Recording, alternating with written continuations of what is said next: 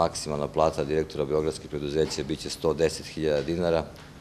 što znači 10.000 dinara više nego gradonačelnika i mojih prvih saradnika, a ograničenje će važiti i za takozvani top menadžment. Njihove plate u beogradskim preduzećima neće moći da pređu 100.000 dinara. Takođe, direktori i menadžment javnih preduzeća i ustanova neće imati pravo da naplaćuju bilo kakve prekovremene sate i stimulaciju, jer smatram da u današnje vreme je besmisleno da bilo koga stimulišemo i nagrađujemo za to što u vreme krize radi više,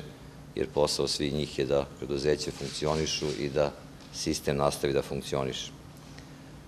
Smanjit će se i prinadležnosti članovima upravnih i nadzornih odbora, koji ni do sada nisu bile mnogo velike, ali će se ograničiti, zavisile su u stvari od prosečne plate u preduzeću, sada će biti iste na nivou celog grada, predsednici upravnih odbora 25.000 dinara, članovi 20, predsednik nadzornog odbora 15, članovi 10.000 dinara. U sve to uputio sam svim predsednicima opština, prvo usmeno na sastanku koji smo održali u ponedeljak, a sada i pismeno uputstva da i njihove plate moraju biti usklađene sa ovim i da moraju biti maksimalno negde u rangu plata gradonačelnika i članova veća pa naniže,